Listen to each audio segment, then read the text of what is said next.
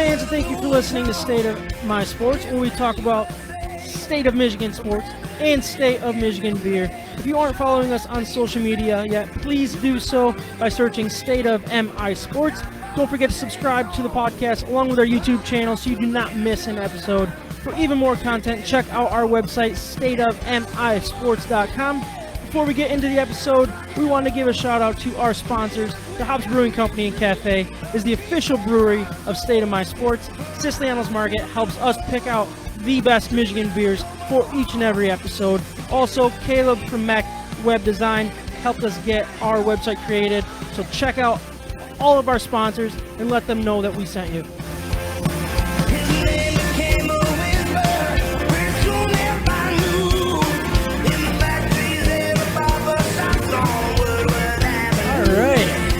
Episode 80.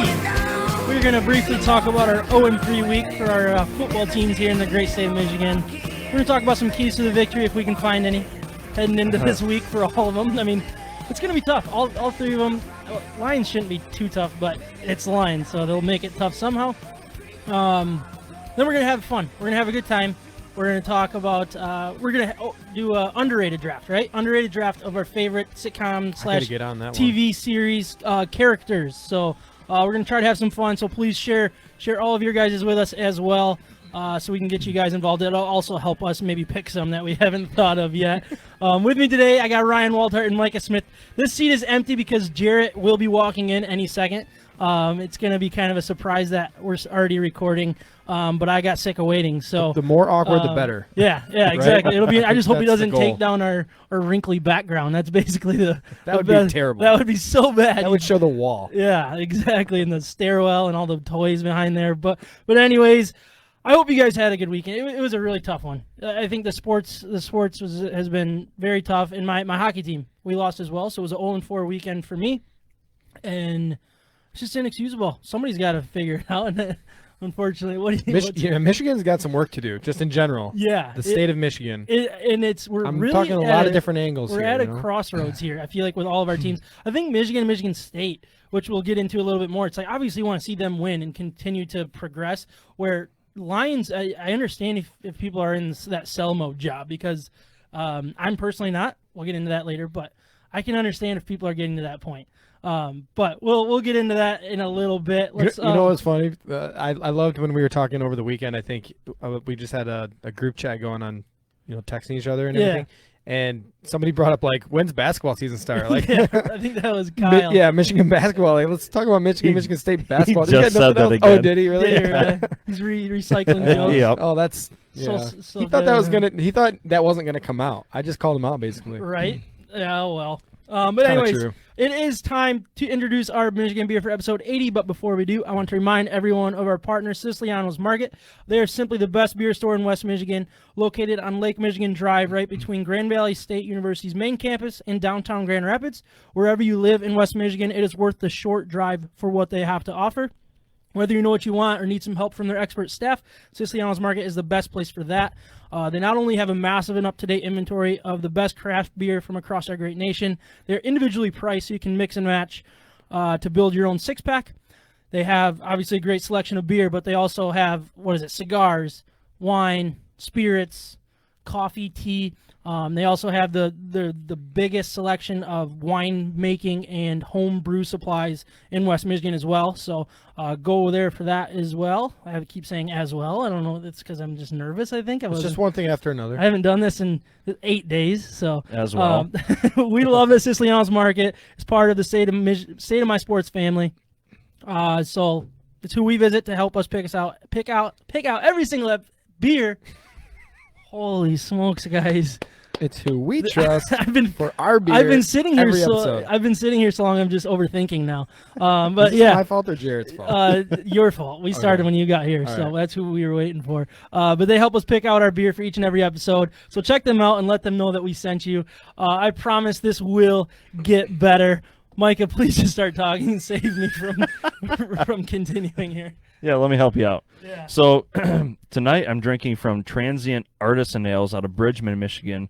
They're Poppin' Pastels.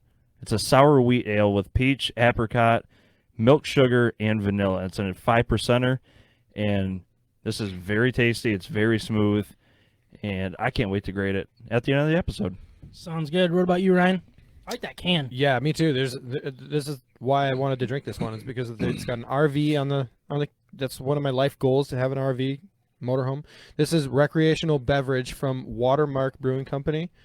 I gotta find out where this is in Michigan. Does it say? Yeah, on I don't here? know. Stevensville, I believe. Stevensville, Michigan. I still need to find out where this is then, because I have no idea where Stevensville is. I don't know. We'll learn that before we Yeah, grade. this is a double dry hopped IPA, 8%er. So very hazy so far. Really Nice. good. A lot of flavor. I'm drinking Blood Orange Mimosa Ghost from Eastern Market Brewing Company, which is in Detroit, Michigan.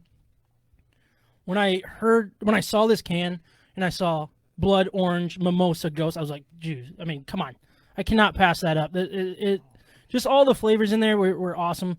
It's 6% alcohol. It's kind of a wheat pilsner malts is what they say, and it has some hops that I can't pronounce because we should can try. never. No, not even gonna Why do it not? because I have a reputation to uphold. So I'm Been gonna upheld. I'm gonna introduce Jarrett's Form from Big Lake Brewing. It is Snow Machine IPA. We've done a ton of Big Lake Brewing. Just a few episodes. We did a full episode of Big Lake beers. That was awesome. That's in Holland, Michigan. So once he gets here, sits down, and hopefully he's here before the beer grades. You never know. I think I kind of actually heard him up there. I Is don't he know. up there? I think so. Well, that'll be interesting when he walks in. But what I want to do is Quick update real quick. Yeah, what do we have? Stevensville. It's just south of Benton Harbor, it looked like, right? Yep. Between Benton Harbor and Michigan City. So okay. southwest. It'd be a fun little destination Yeah, it spot would. for a Yeah. weekend. Yeah, for sure. Yeah, good beer so far. Once this COVID thing is gone, we should hit more breweries for sure. So what game do we want to start with? We got obviously Michigan debacle. We could talk with the Lions Debacle. short or S show and Michigan State. Let's. I think we Debacle. should start with the worst. Let's start with Michigan State. You good with that? Let's do it. I thought Michigan State was the worst. 49-7. Micah, we watched a little bit of the what is it, Big Ten 60. That's what we watched. Yep. It was not pretty. 49-7 kind of speaks for itself. Is that what the final score was? Was it 49-7? Yeah, Or was it 49-7. Yep. Holy smokes, to Iowa. Tell us a little bit, like, some of the stats that stood out to you for what we saw. I feel like this is just one of these games that there's not a whole lot of good. There's not a lot to break down. Oh, it was And I 49-7. feel like, Exactly. And I feel like that's going to be the story for Michigan State in this season. They already beat Michigan. That is done. They did their job for the season, I feel like. And nobody expects them to do much more. And it's just going to be when they do, that's worth talking about. When they don't, what can you talk about? That's kind of my opinion on Michigan State. But we'll get into some of the numbers here. Sorry, I interrupted you. Yeah, no, you're good. Somebody's The, touching. Yeah. Come on, right here, Jarrett. Jarrett has arrived. We are live on the Facebook. He's here. So, Rocky Lombardi went 17 for 37, 227 yards, 3 picks. The team's third down efficiency, they were 7 for 20. They went 59 yards rushing, 227 passing, obviously, a total of 286 yards. Jordan Simmons had 9 rushes for 34 yards, and Jalen Naylor 4 receptions for 119 yards. So Naylor had a decent game. Yeah. Which, I mean, I was really curious to how. I think your mic is on. You just try to talk. Can you talk? Yeah, you good? Yeah. All right, thank you. Wow, he's here and All right, his voice let's is go, working. baby. I already introduced you to your beer. Sorry, let Michael talk. for the audience there. mind But me. you're grading it. He just You're sat grading down. it. He's already talking. Yeah. Right. Mike, this is you, buddy. No. No, I was interested. That just kind of rounded up the top players. Yeah, it so. was just there wasn't a whole lot of good, and it's expected that in that Right. situation. But I think that the way that they played against Michigan, you wondered if they could continue it, and they didn't. And I get why. They just spent a crap ton of energy on the biggest high that they would ever imagine this whole season by beating Michigan. Oh, yeah. And it was a let down, and I'm okay with it. Even if I was a Spartan fan, I would not give a crap to get smoked by that because of what you did the week before. In my opinion, I'd be curious of what State fans think, but. Yeah, I don't mean they're riding the high from beating their rival, their biggest rival, arguably. But then they go in and your hopes are high, and then you get absolutely just washed across the floor. And I mean, I guess, I mean, what's the feeling? Like, hey, I kind of expected that. But I don't think no one expected that because Iowa hasn't been looking good either this year. Yeah, they haven't been looking like Iowa has been throwing away their games, though. They've played better than their record showed. Yeah, I would agree with that. I think there's a difference in the type of losses that Iowa's had compared to some of these other ones in the state of Michigan that are going on. Yeah, something that I thought was interesting. I was interested to see if is it Ricky White? Ricky White, man, the guy that absolutely destroyed Michigan. How would he bounce back from that? And he got completely shut down. One catch for 13 yards. What in the world? Yeah, I mean, well, that against Michigan, and then against Rutgers, their breakout star was Jaden Reed, right? Yeah. So he had a massive game 1. Ricky White comes out of nowhere and just destroys Michigan in game 2, and now nobody really showed up. I mean, Jalen Naylor had over 100 yards receiving, but you really didn't see that. Those other contributors, like you'd like to see more than just one player step up. I think it says more about Rocky Lombardi and just the inconsistency with him. Yeah, he was really bad. He was well below 50% passing, 3 interceptions. That's really what we thought he was going into this year. This is what we expected to see out of him. Maybe the Michigan game was a fluke. There's a lot of other factors that play. This shows how kind of bad Michigan is played. Yeah. And it also shows that, maybe the teams Iowa has played up until this point have also been better than what we're giving them credit for. Yeah, Jared, what did you think about Michigan State's game against Iowa? Yeah, I think what we see now for this season at least is it's turnovers it's the turnovers. Game manager, you hate to hear that word, but like Lombardi has to be a game manager. Don't make the stupid play. If you don't, I think they have a shot. The score is, I mean, I think was it you that predicted as well? Like, I thought State would have a letdown week. I really did. Yeah, I thought huge loss. High was on Michigan. You beat them. But I think at this point, that's all you notice is you limit the turnovers. 49-7, I think that score would be much different minus those turnovers. Like, it sounds like that's a blowout regardless of the turnovers. But you look at Iowa's stats. I mean, the quarterback didn't do 167 yards passing. He was almost 50% completion he did percentage. not have a like great not game. great. They ran the ball kind of all over State a little bit, but like I think if you limit those turnovers, you get some punts, you get more of a field position battle. It's going to be a little bit low scoring, but I mean State's still going to lose that game, but it's not as bad. But like. And I don't even think Iowa's that bad. The Big Ten is so wonky. I don't know if you guys talked about this already. Sorry, I just jumped in. We just got into this. We talked about everything. But like Iowa's 0-2. Yeah, we talked about everything. We were literally at the end. Yeah. I'm gonna rate this beer. But Iowa, they're 0-2. They played Northwestern and Purdue. Well, yeah, Purdue. And you're sitting here like, all right, not even great games. Both of them are 2-0 or 3-0. Now one of them, all right? Like Northwestern's, they might be the better teams in the Big Ten, honestly. And then you look at the other. I mean, so Iowa was predicted to be the favorite. I think this is it was a letdown game. Lombardi minus those turnovers. I think it's decent game. I think it's going to be closer, but overall.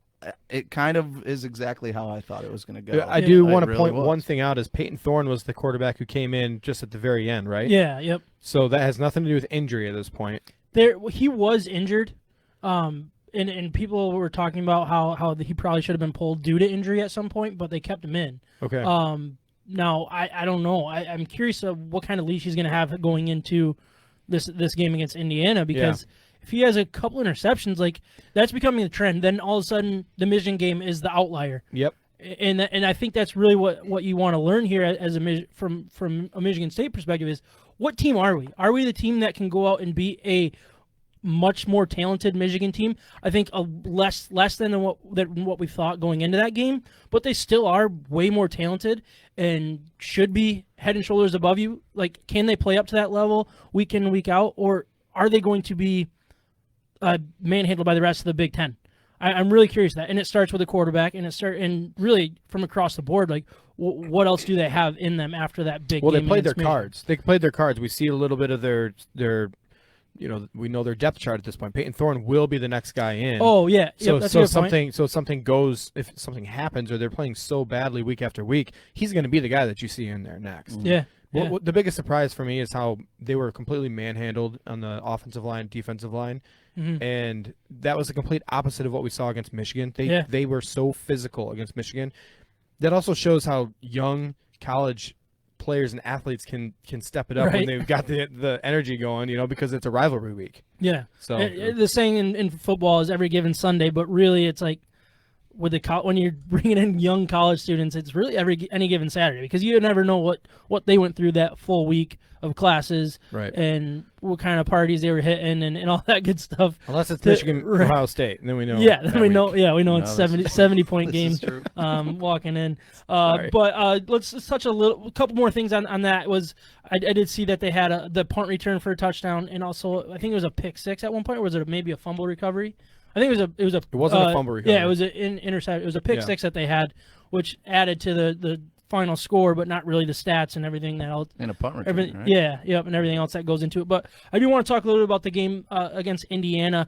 I don't see any hope, personally, and I'm not just saying that as a Michigan fan. It's like, well, we lost to them, so State's going to get smoked. That's not where I'm coming from. It is basically saying Indiana is a pretty damn good team, and I think they're proving that by the way they played against Penn State. I think is questionable, but at the same time, they got the job done. They put up points in the way that the quarterback, and his name escapes me right now because I heard it so many times. They kind of wanted to block Indiana's quarterback, Michael Penix. Yeah, and then the wide receiver that killed us too. Yeah, sorry, Fargoyle. Yeah, Fargoyle or something like that. Yeah.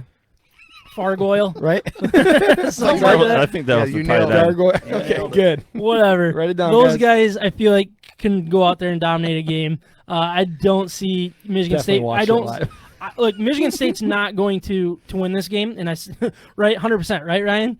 100%. 100%. Michigan State's not going to win that. So now there's a chance. How did we not bring that up last week? I was hoping people forgot. We were pretty. We were wrong. We were very wrong. Well, we admitted to that, but anyways, I mean. I think the biggest question going into this game is how long will Rocky Lombardi's leash be? If he has a couple bad drives to start the game, you're down 14, do you pull the plug? Jared, I'm curious to see where you think about Michigan State's quarterback and how quick do you pull the trigger, or do you just say, hey, this is your team, this is going to be your team next year as well, we're going to trust you no matter what? I guess I could see it going either way, but I'm more of a Spartan fan. And I'm going to be different. I love this matchup for State. I really do. I honestly don't think – I think Indiana's good, but when I look at their schedule, they beat Penn State. Everybody went nuts. Like, Indiana had a lot of hype going into the season saying, all right, like, this is the team that they could – Penn State's not good. They're not good this year. They have not been good. No. So, and you notice that the next game they won by 16 against Rutgers. Rutgers is bad. Yeah. Bad. Michigan. I think any quarterback's looking like they're going to torch Michigan if they just play it smart and just throw deep balls the whole game, right? I don't know. I think Indiana's good. I honestly still think State is good. If State can play another game like Michigan where they limit the turnovers, no turnovers, just have a solid, decent game, I think this is going to be close. The spread is only like 6 or 7. I think it's 8. The experts kind of see like even 8, like that. A 3-0 Indiana that's beaten like similar numbers like Trask and Patterson had, but let's not. You want to get into that? Can we make that a conversation? No, let's not do that. No, let's talk about Kyle Trask. Shut up, Micah. Micah, you are done. But anyways, I'm not saying Michigan State's going to win, but I don't think this is a game where you're going to say pull Rocky Lombardi. I think Lombardi does have a bounce back game where it's not going to be like a 4 touchdowns, 350. It's not going to be like Michigan where you're like, oh my gosh, like this is what we're waiting for. No, limit the turnovers. I think State can win this one. I really do think they can win this one. Freifogel. That was the wide receiver. I was actually way closer than you guys give me credit for. Wait, I need to go back and listen though, because you might be wrong. I was like gargoyle, just you said gargoyle, like gargoyle. But I think, if Lombardi does struggle off the bat, and it's getting rough, if he throws like 2 picks in the first half, I think you are getting to that point. That's good. That's good for the air. Yeah. He's wrapping it up. Oh, you're wrapping it up. Oh, sorry. That's a wrap-up noise? We're done with it. Okay, sorry. But I do think that you might want to make the move at half. It's time. But I don't see this as the. You don't game see it that as you that do game that I think happens? State can pull this off. All right, let's talk about Crazy. Michigan. Michigan's lost to Indiana, 38-21. Just a couple stats here that I want to throw out. I don't have the breakdown to read that I usually stumble through today, so I'll just stumble through some numbers instead. Joe Milton went 18 of 34 for 344 yards and 3 touchdowns, 2 interceptions. Ronnie Ball led the way with 149 yards on 6 catch. What did I say? Ball. Yeah. Bell. See, this is the way it goes like for the me. Wisconsin running back. Yeah, you're right. It was. Yeah. 149s on 6 catches, and then Haskins was our leading rusher for 19 yards on 6 carries. I mean, that's your leading rusher. That kind of tells a massive story of the football game. Now, the way I want to really start this conversation is, and I do want to keep this as brief as we can. But I want to start with Joe Milton. I personally was disappointed with what I saw from him. I think he had negative 19 rushing yards, which I think is very eye-opening as well. To not necessarily his game, but just the game in front of, or like the line. But I'm going to preach again about how he doesn't have touch and he doesn't have feel for the football game. And I know he's young, he can learn that, and that's what he's doing in this year. But I'm very nervous about the way that's being. But by the way he's playing, I think what we saw against Minnesota was exciting because he was the leader. He was making things happen in multiple ways. He has not been that in the 2 games that they've fallen behind, and things weren't going great. The 2 times that he has seen adversity, he hasn't gone through it, fought through it. And I look at him as a guy that I thought he was going to be different. I thought he was going to be that guy that fights through it, makes the extra throw, makes the easy play, but he doesn't seem to be doing that at all. And I'm very concerned about that. And I think it starts with touch. It starts with bad decision making too. Bad interception. All right, what's going on? Is it a comment or no? I can't wait to hear what he's got to say. Yeah, what do you got to say about Joe Milton? All right, what do you think this about game? Why am I next? I don't know. Because I want to hear. I want to hear what you got to say. I want to. If you want me to go, I'm going to go right now. Yeah, go ahead. Yeah, go for it. I disagree with what Sam's saying about Joe Milton. I see what he's seeing.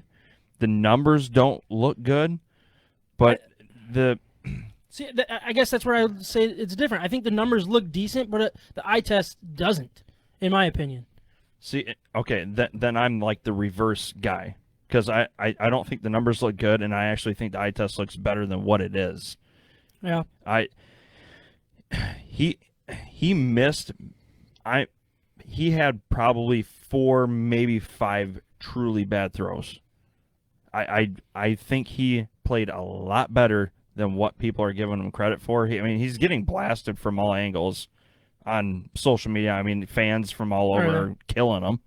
But there were a lot of drop balls and a lot of missed catches that his wideouts could have helped him with. And it just made him look bad. And I guess that's where I would say it's the feel of the game is he doesn't make it easy for them because he's throwing 100 miles an hour no matter what. He needs to get touch. He needs to understand when to make that easy throw instead of trying to throw it downfield with all of his might. And that's where I feel like it's a feel. I feel like he's rushing more than he needs to. I think I disagree with both of you, kind of. So he's perfect. What is he? This. What is it? Yeah, what do we got? Like this. I think what Joe Milton does well is what he did in week 1. Running the ball. I think this is so much more on the coaches than on Joe Milton right now. What's going on with Michigan football? Because 2 weeks in a row we've abandoned the run. We have put Joe Milton in a position to be a Heisman Trophy candidate quarterback, and he's far from that. And he's far from that. What I'm saying is he's not like a Joe Burrow. He's not going to take over the game by throwing it 50, 60 times a game. We tried that against Michigan State and lost. Yeah. Right? So Minnesota, what was the difference between Minnesota and these games? The running game started. The running game created the passing game. Yeah. So how have we abandoned running the football? Well, we haven't been able to. This early in games. No. They have been abandoning it very, very early. What we keep getting ourselves into are these third down and long plays. And you could argue that's the running game. I would disagree. I think there's more creativity to an offense to rush the ball that can open the passing game. So I agree with you. I don't think he's showing the touch that he needs to show. I don't think he has the feel for throwing over linebackers and in front of safeties. That's a big thing for quarterbacks. Yeah. He's not showing that touch. He throws a line drive and hands are all over the football. All right. I also disagree with you. I don't think he's looking good right now. I don't think we can expect him to look good. I don't think he's almost revealed himself. Part of me wants to just move on from him already because he was a great unknown going into this year. He was like the person we haven't seen on the field, but we've heard about in practice, and it's like this, the great unknown. And we just thought that the hype might be real with this guy because he earned a spot over in McCaffrey, somebody with the name McCaffrey, and that was a big deal to me that he beat out somebody who was in line for this job. Yeah. And so going into the season, I wanted to see this guy, and everybody talked about his arm, but what we've seen so far is he's around a 50% passer, or just a little bit over. And that's not good enough to win in the Big Ten. Yeah. We're talking college football where people are 75% completion rates a lot of times. And he's far from that. So why isn't our offense reflecting a 75% completion rate, bumping that up into the 60s at least? Yeah. And then also why are we not using – after week 1 we were talking about the four-headed monster. We had 4 running backs that were very talented. Every time Blake Corum gets the ball, I feel really good. But don't give up after 3 times. Yeah, no, I agree completely. And Mike, I do agree with you that I think the wide receivers are not helping the situation at all. They've let him down several times. But those aren't the throws that I'm frustrated with either. Like I don't look at it, well, if he had 20 completions to 34 because of 2 drop passes, that doesn't change my perspective because it is the go out and make a play type thing. And I know people cringe at the Heisman Trophy thing. I'm not saying he's that. I never did say that he was ever going to be that right now. Right. But like someone that can go out and take over a game, and that's what I'm not seeing, and that's concerning. And could it be play calling? Possibly. I look back at the play calling and I was okay with it. I think they can make it a little bit easier on them, and I agree with the running game. Stick to the running game. Don't fall out of it because whatever the score is, and they are going away from that a little too quick. But it's not necessarily like the running game, but it's which running back you're going to go to. I think that's going to be my thing here with the Lions as well. Is stop trying to be something. Stop trying to be the 3-headed monster. Stop trying to be a 2-headed monster. Give your best player the chance to take over a game. It's not the 3-yard runs over and over again that what makes a good running back. It is the 3-yard run, the 2-yard run, 5 times in a row at some point, and then you break for that one. Mm-hmm. That's exactly what it's all about, rhythm. Right. Michigan cannot get in a rhythm because you're switching out running backs left and right. You're switching out personnel left and right, and that's driving me insane. I want to see, and I'm going to use the same thing with the Lions, but I want to see our Dobbins. I want to see our Jonathan Taylor. I want to see our guy in there that everyone knows this is our running back, and they need to shut him down no matter what. That is the goal going into a game. If you don't have that, then they're not worried about it. Because you're going to take your best running back out of the game because of splitting carries just for the heck of it. Right. That is not the way you win in football, period. It rarely works in football to have multiple running backs, in my opinion. You need to have it, but you need to have that workhouse, and we'll get into freaking Dalvin Cook in a little bit. That's why this whole thing is so. That's why this whole thing is frustrating because it's on the coaches because they have the personnel they have.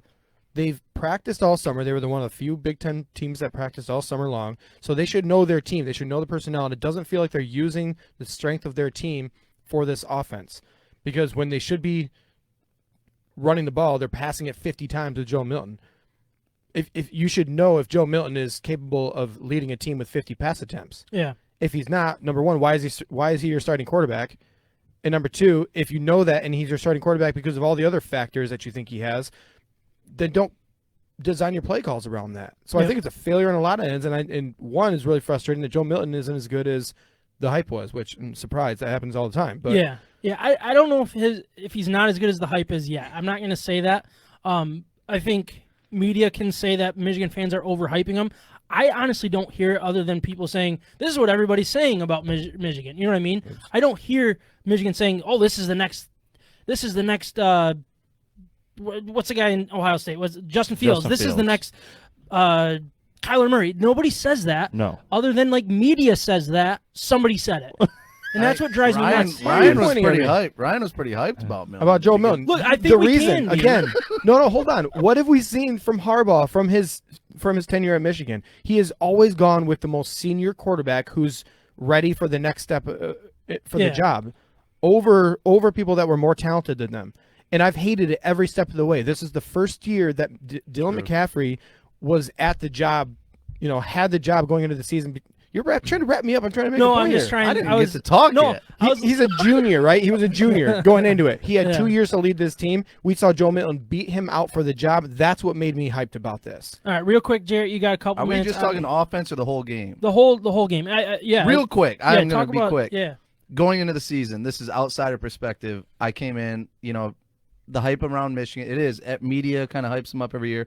My concern was lack of wide receiver depth, seniority. It's a lot of young people. Yeah, it is. Line, I think, was young, right? Yep, line is very young.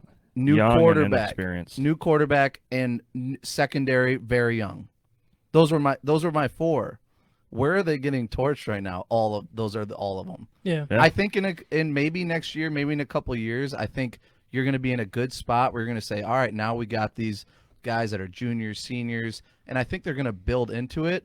They're just so young. These were all at least concerns that I see from they were unknown. Some of them should be good, some should be bad. They're all not looking great right now. I think it's just kind of an all-around thing for Michigan. Yeah. And I think the defense is extremely disappointing as well. But sorry, I interrupted you. And one thing with the defense, I think every team that you're going to face now is going to throw the ball 50 times a game. Yeah. And that is the secondary. I was just looking at Indiana. First game, they threw the ball 25, 26 times. Second game, they threw the ball 34, 35 times. Michigan, they were up against Michigan pretty good the entire game. They threw 50 times. It's embarrassing. Which means they weren't going the conservative route of let's run the ball now. They knew their conservative route is to throw against these corners. And I'm not sure we had any sacks either.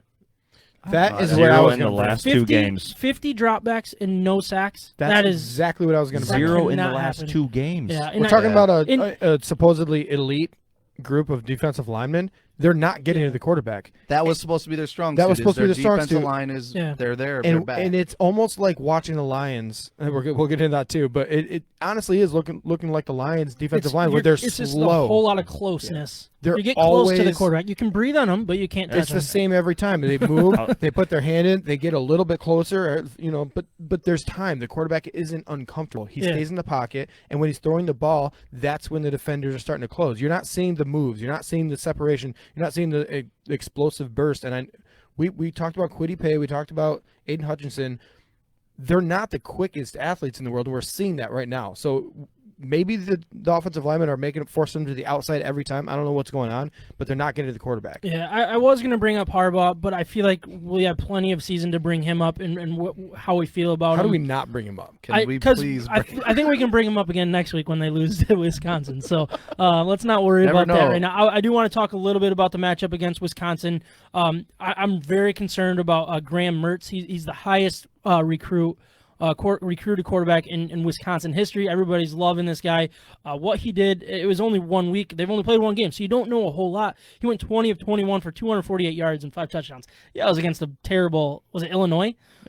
So get excited about it if you want. I don't care, but you have a quarterback that just did that. What is he going to do to Michigan? I'm absolutely terrified of that. And then the way that we're getting smoked in the trenches against teams like Michigan State and Indiana, I tell me Wisconsin can't do that just as good, if not better, than those two schools. I'm extremely terrified for this game, but there's a lot of unknown as well. Is there anything that stands out that you think is the key, and then we can kind of move on to Lions? Nothing besides Graham Mertz. I mean, is the Big Ten going to let him play? I believe he will. That's the question. I believe he's going to play, personally. When the spread swapped from Michigan was a 3-point favorite to now they're a 4-point dog, that told me he was going to play. But they haven't announced it yet either. Yeah. So, but somebody knows something that we don't. Is the way I look at it. Yeah, I'm worried about the athleticism of just the physical nature that the Wisconsin Badgers always come with. Yeah. And I think that's what we've seen. Michigan State got hyped, and what do we see? Really physical play. Yeah. Indiana, what they do? They picked us apart on offense and everything, but they were also physical on defense. These guys need to grow up very, very fast. Yeah. The going into this big game. thing I think we're going to have a lack of is physicality in the trenches on both sides. Mm-hmm. We are going to get our butts whooped in the trenches. Yeah. It happens almost every year versus Wisconsin. Yep. Somehow they've got their lines ready to go, and they are ready to play every single time. And right now, we don't have anybody on either side of the ball that's like, I'm going to stop the bleeding. I am going to make the play on defense. I am going to make the play on offense to flip this game and take control of it. We do not have anybody that I trust to do that. It should be your quarterback, and we're not getting to their quarterback to make that play. And our corners are just making penalties. The second that the ball's in the 20 yards downfield, there's a flag right behind it. So Vincent Gray has been maybe the biggest disappointment of the season so far. Huge. Yeah. He's beat. He is all the time lost. Yeah, he is lost. So I don't really want to get too much into that game. It is what it is. Go out there and show up is basically all you can hope for. I don't have hope going into it, but night game. By the time 7:30 starts on, I'll be expecting a victory. So that's just the way I am. I just put $20 on Wisconsin minus 4.5. Why is it 4.5? That blows my mind. Let's talk about how Michigan's going to win this. But I hope so. Let me look in depth with it. Maybe I'm wrong, but I just put $20. I probably just lost it. Lions? Anyways, we'll see what that line goes to. So let's talk about the awesome Lions. They lost to Minnesota Vikings 34-20 behind a big day from somebody named Dalvin Cook. I don't know if you ever heard of him. I don't think we ever have. He had a 9.4 yards per carry average. He had 206 rushing yards on 22 rushes and an additional 46 yards through the air. 2 catches. That's just unbelievable. Kirk Cousins took advantage of that with the Lions focusing more on Dalvin Cook, even though it doesn't look like they did. He went 13 of 20 for 220 yards and 3 passing touchdowns. Stafford went 23 of 32 for 211 yards, a passing touchdown, 2 interceptions before leaving the game with a head injury. Amendola led the way with 77 receiving yards. I don't know where to go. I have no idea. You don't have obviously without Galladay, that hurts a ton, but that is far from the issue in this football game. You have one job.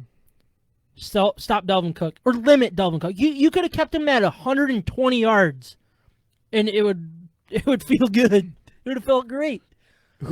Yeah. I don't know where to go from here. Well, I really don't. It was abysmal. It was so frustrating because every time you got something going, they just hand the ball to Dalvin Cook and they just bled the clock.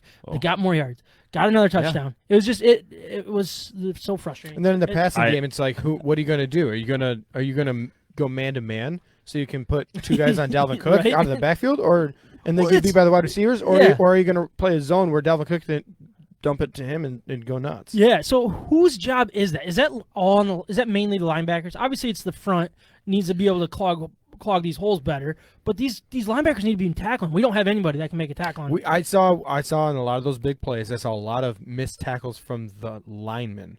Okay. So he was bouncing off of the linemen, but the linebackers weren't there to fill the gaps. So this might have been Collins' worst game as a Lion.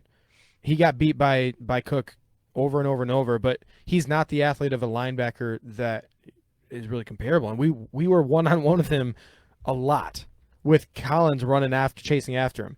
The big passing play to Cook, Collins is just running after him, and it's like, okay, pretty soon it's 10 yards behind. Yeah. If you looked at that play, all of the other wide receivers perfectly covered. Like, that was his one last resort, and it took a little while for the play to develop, but he was the safety net. He went to the matchup that he knew that he had a victory. Yeah. And so Cook just ran past him. Yeah, Jarrett, what did you think about the game? As a Vikings fan, obviously. Yeah. No. So at the beginning, I'm on this Vikings hype train. I'm ready for the playoffs at this point. No, but for real, they're better than their record. They are much better. They really are, and I especially honestly once do Cook think came that back. Cook came back. We're hot again. But last week we talked about just stop Dalvin Cook, and it is easier than said than done, because I do think our line, the way it's set up, I don't think we're a great pass blocking offensive line. Yeah. We're set up to run. You're and athletic. We are set up to just ground and pound, and it worked. Dalvin is an absolute animal, and I'm not just saying that he is I He's think so good. maybe the best running back in the league. I don't athletically, even know. you watch him run, and you're like, He's whoa. ridiculous. Yeah, And that's it's passing different. game too. He had 2 catches for 60-something yards. Like, he was our entire offense. And so that was the key. I honestly do think so. Again, you're not getting to the quarterback very often. Lions, I think, ran the ball decent, nothing crazy, but yeah. So I will talk a little bit about that. Okay. So DeAndre Swift, 64 yards on 13 rushes, most rushes and yards. Adrian Peterson, 29 yards on 8 carries. Kerryon Johnson, 29 yards on 4 carries. So that's pretty much all you had on the ground, and it's not bad. It felt like a lot worse, but I think the worst stat there is, why is DeAndre Swift only getting 13 carries when he's almost averaging 5 yards per carry? That's 4.9 yards per carry. I'm not saying he's Dalvin Cook. I'm not saying he's ever going to be Dalvin Cook. But what you have there is a guy He's the closest waiting thing, to explode, waiting to get 20, 25 touches in a football game and really make his mark. I'm getting so frustrated with Michigan and Detroit of trying to just get the ball to multiple guys out of the backfield. No, I want DeAndre Swift in the game every freaking play. I don't care that he's a rookie. I don't care that you're trying to salvage and tread on the tires, blah, blah, blah. Keep him healthy. Use for him now. More losses. Use him. Yeah.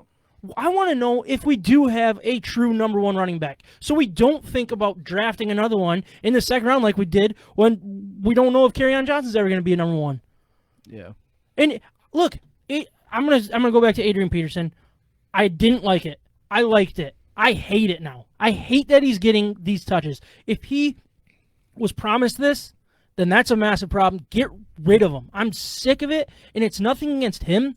It's just his aura, and they feel like they need to include him. That's what I want to get rid of. I want to get rid of that worry of, is Adrian Peterson going to be happy by only getting 5 touches or 3 touches? He has a place in this league. He has a place on this roster, but you're not using him in that place.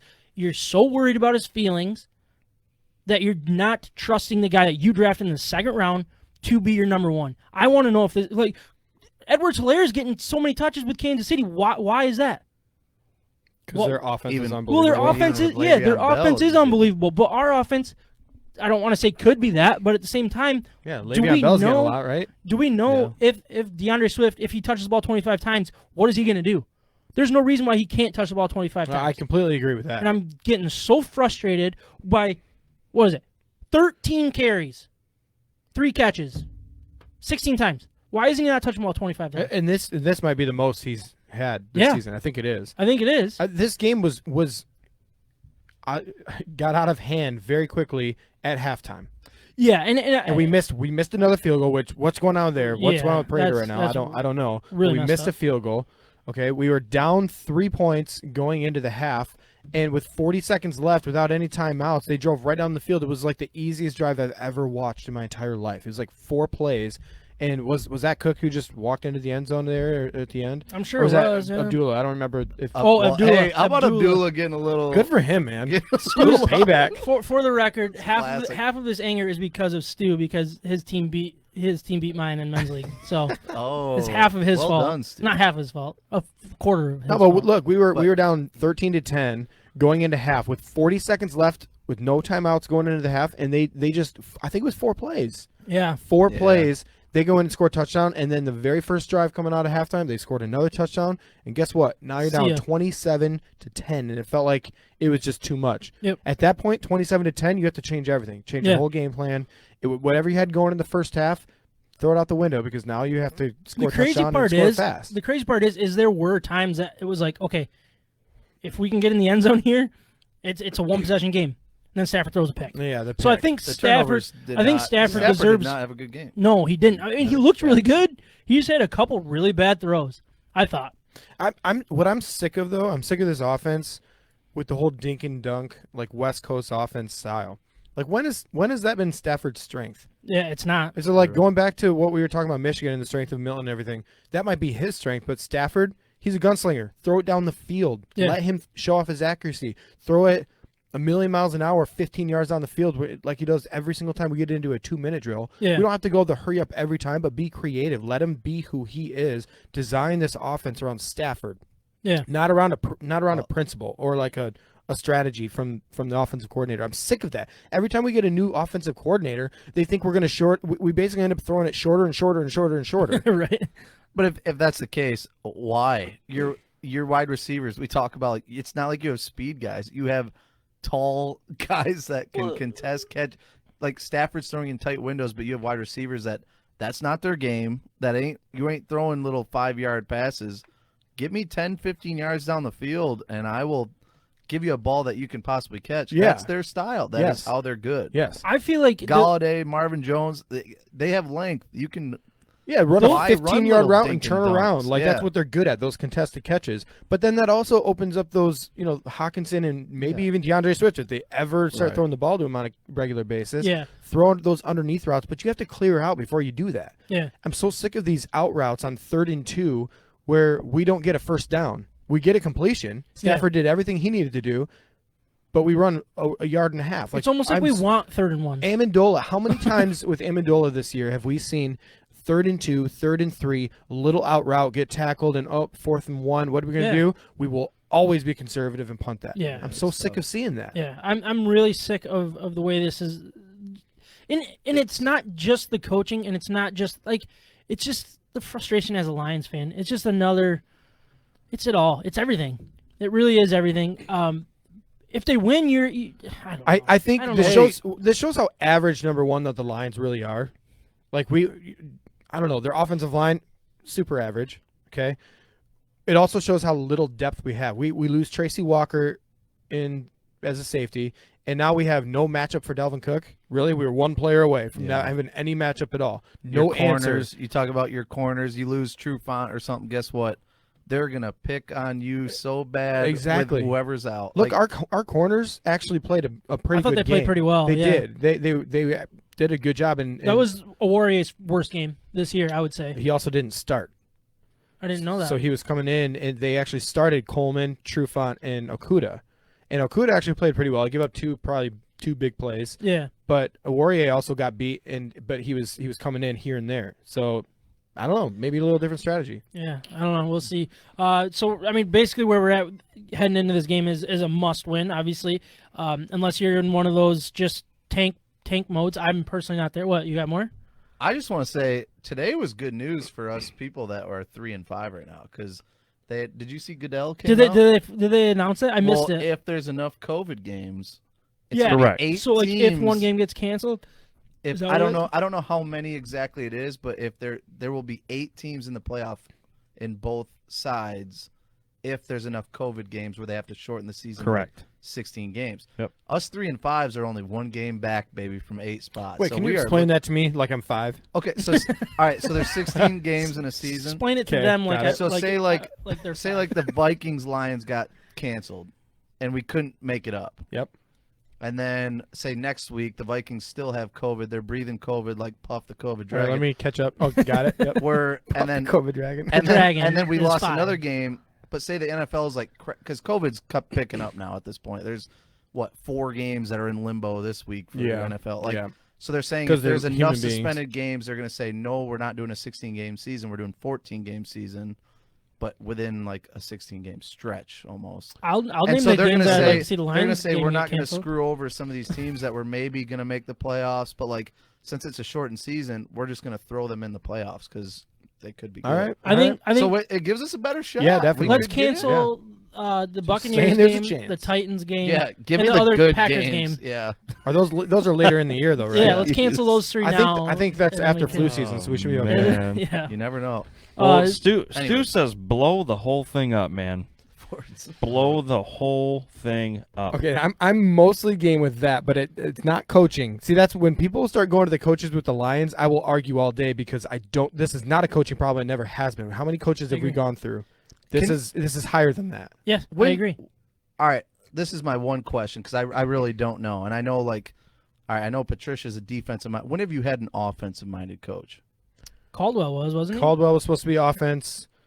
Your last successful coach. You know what? If you Yep. look at Give our me an Also our last offensive-minded coach because I think Stafford does have the talent. I think you have talent at wide receiver. That's the nicest thing you've ever said. I do. I know don't what? think he's a top 5. 2016, Stafford had 8 comeback victories in 2016, right? Their last playoff Was that appearance. Caldwell? Sounds right. That was with Caldwell, yes. If you compare those team stats to these current team stats, they're almost identical. They're exactly the same. What that means to me is that this is such an average NFL team that is not very good. We're not deep. You lose one player, it's a big deal. And it's really no different. That year we came back, and those were miracle victories over and over and over. We're not getting those same victories now. So that's the difference of a 9-7 team versus a 6-10 team to me. I think you need an offensive-minded coach. I really don't. do. I disagree. I think if you have a good offensive coordinator in there and a good quarterback, they can figure that out. I don't think Patricia is the problem at all. I really don't. I think it's personnel. I don't think we're deep enough. I think we've made some really bad draft picks. We've trusted in players that we flat out shouldn't have, and that's cost them. It's cost them deeply. And you have a mix of just it's a lot of misfits. To be clear, in a lot of ways. I don't think that the coaching is not the problem. Like I honestly think our offensive coordinator right now, Bevel, there's no creativity, and I'm sick of seeing that. We just went through that. We need to get DeAndre Swift more involved, change the route scheme, all that stuff. We don't throw our wide receivers open at all. They don't get open on their own either. So, but do you think an offensive-minded coach would see that? They could, yeah, I don't think for sure. Patricia sees that, and that's where I disagree. I think Patricia, just because he did work in the offensive side of the ball before he was a defensive coordinator in the Patriots. As he came up. Line? He came up as an offensive line. mind. I don't think it was offensive line. It was. I don't remember what it was, but it might have been. You might be right. But he started on the offensive side of the ball, and that's what people don't understand. Right? I mean, and that's what people don't understand is he's a football coach. I'm sorry, like he's not coming in to be only a defense. I hate the offensive mind, defensive mind head coaches. They're head coaches. What is Belichick? Is he offensive mind or defensive mind coach? What did he come in as? I mean, he's a defensive guy. It's not working out but for him they had this one year, of the best offenses ever. Well, a couple of the years they didn't. They had a great defense. Okay. I think you have one of the best offense coordinators in the game. Okay. Bevel? McDaniels. Daniels. Oh, you're talking. Yeah, McDaniels. McDaniels, doesn't right? matter. Yeah. He's Josh been a McDaniels. he's been a head coach prospect every single year, and he never does it. But Yes, I agree that you need did, good offensive coordinator, defensive coordinator, but at the same time, I think the Lions do need to switch it up. You can't sit here and tell me the only time they went to the playoffs within the past 15 years is the one time you had an offensive No, they went. The Vikings. I will say. No, they went to the playoffs. Zim. They went to the playoffs with the defense mind coach too. What was his name? Wayne Schwartz. Fonts? No, Jim Schwartz. Jim Schwartz. Yeah, twice, right? They and went there Schwartz, twice he with was him. not great. Schwartz was not great. He was one of the biggest names for the Philly a couple years ago. Schwartz as a defensive coordinator, look how well he's tearing it up. He was not the offensive coach. He was not the coach that everybody expected. He's a great coordinator. People were talking about him as being like one of the biggest names to be a head coach again here They soon. were, but I think we're in a different day and age. I honestly think Let's we're in move a on. different. All right, sorry, I rant. You got any keys to the game? Yeah, let's talk about some keys to the game real quick. Against Washington. I think you got to team. protect Stafford. You got the Washington football team. The football team. team. You got to protect Stafford. I think God. so. Their Terrible. offense is Embarrassing. bad. Can you get a more embarrassing game right now than the Lions against a team in Lions Washington? against the football team. Their offense is bad. 30th total yards, 26th in passing yards, 29th in rushing yards, and 30th in points. But then their defense is solid. 6th, 1st, 23rd, 11th. That's total passing, rushing points. Just protect Stafford because that's what you have to do. You have to protect Stafford. That's first and foremost the biggest thing because he's going to be able to throw the ball. I trust that. Hopefully we get Galladay back. Who knows? Who cares? I just don't even know what to think about that situation anymore. But for their offense, so Kyle Allen broke his leg, I think, ankle. Last he's week. Done. He's done. It was for the season. Pretty. So this is just doesn't this game just smell like Dwayne Haskins is going to get the start and tear this freaking Lions team apart? Alex Smith's back. Yeah, right? Alex Smith. Yeah, I don't think Alex Smith is going to get the start. Either that they're going to pull the plug quick and then They Dwayne like Haskins Alex. going to. Dude, he threw like 3 interceptions last week, didn't he? He threw for like 300. He was like 250 to 300 yards. Someone He pull might up. have thrown some picks, but Yeah. I already looked I don't bad. pay attention I to didn't watch Washington. it, but I don't pay attention to the football team very often over there. So. What about Austin Bryant though? Shout out to him, right? Long recovery. He just got defensive end for the Lions. Oh, yeah? 4th round pick last year out of Clemson. is he gonna play? He played I last heard he week. got active. He played last Oh, week he did against play. the Vikings. He blocked a punt, the first one. Wait, that was him? Yeah, Austin I Bryant. didn't know that. Yeah. I think didn't we need put to that together. keep That getting was him more involved. pacing. I actually think he could be pretty good in the defensive end category, and he's long. He's almost like a Julian Aquara. Yeah, I think the key on the offensive side of the ball is didn't obviously hear you that. protect Stafford. No, I just You overlooked just didn't it. care yet. We're trying to wrap it up here. We're at 55 minutes, and we still got a I'm just full giving fun shout outs segment over here. But I think the key is going to be Hawkinson. I think as long as our wide receivers are a threat enough for Hawkinson to be the true tight end that he can be, Washington struggles against tight ends. It's pretty obvious. So if the wide receivers can do their job to open up the tight end to be the actual tight end and not be your number one threat that they're going to double team, he's going to have a good game. That's going to be a key. Obviously, the running game as well, I think, is important. And I already preached it, but I want to see Swift get true number one, not even number one, only one carries. And I would like to see Kerryon Johnson be ahead of Adrian Peterson as well, because I think two young guys be the two-headed monster. Don't try to bring in a third guy. How dare you? Adrian Peterson got Out cut of by the this team in Washington that plays football. Yeah.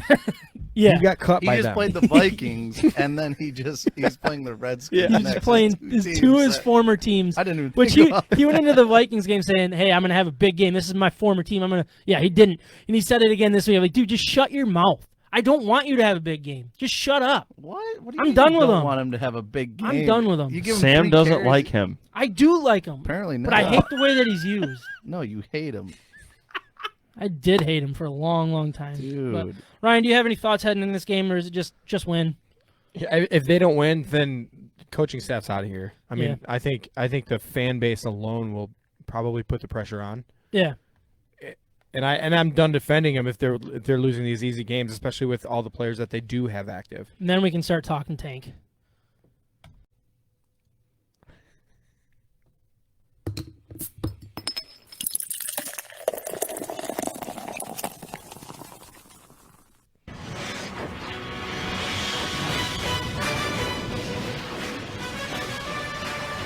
Is that the wrong song? What song do I usually do? Yeah, we're I don't know. I usually do this one.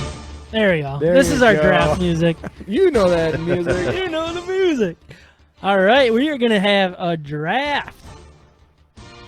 honestly, going to draft- honestly, we needed this, right? Yes, we had fun. Because all of this awful football is just ruining the state of Michigan, and other results too mixed Yeah. in. But And we're really close to doing Fake mock results. draft for the Lions. so we might as well just do this and have some fun. Right? Yeah. Yeah, so we're going to draft our underrated sitcom characters of all time. I think this will be really fun. You guys ready for this? Yeah, I'm really excited. We about it. off air. For the people that were watching behind the scenes, they know that we did a little spinning the wheel and we're part of the results. But Ryan's going first. We got Mike at second, Jarrett, and then I'll bring up the rear. Snake draft style. You guys know the rules. Ryan, you're on the clock, buddy.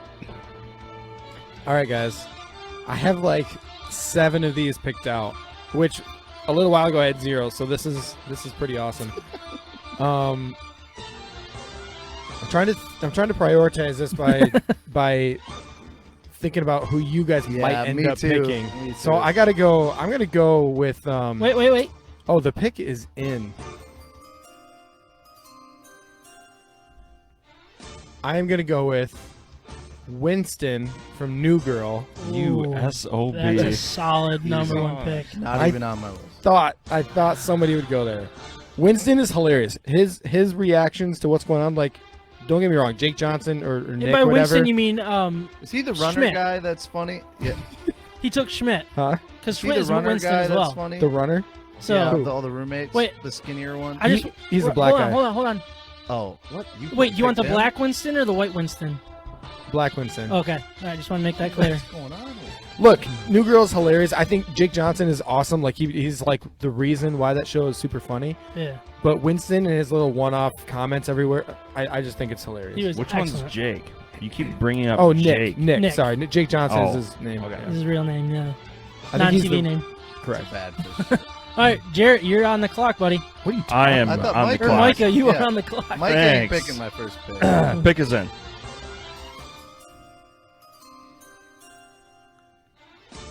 Creed Branton. Oh yeah. What? You don't yeah. even like The Office. You just He went to stole. That was a steal pick. Damn straight it was, boys. I'm playing for keeps. He wasn't in my top 4, but he was on my list. Of He's like definitely 8 a people. consideration. Yeah. Yeah, Listen, that's yeah, a good pick. Phyllis might be higher. guys- Minimal I ha- amount of content, but when it's him, he is. When it's good, it's good. I had so to do a good. lot of research because I don't watch a lot of sitcoms, so this was actually a real difficult stretch for me. That was a stretch. Wait, are we doing TV shows or sitcoms? Sitcoms.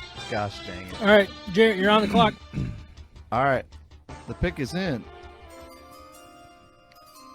Again, I'm kind of judging it off of you guys. Michael Scott. The guy is hilarious. The moment Michael Scott fell out of The Office. Did we say underrated or Yeah, most we obvious? said underrated for sure. Oh, it's You're pulling a underrated? me. Last time we did an underrated, I picked what like in the world? I don't know, Brad Well, Pitt. can I? think. All right. Yeah, Well, it's then not main characters. Let me take that off. No, The no. pick is not in. You're changing? Can you do a reverse?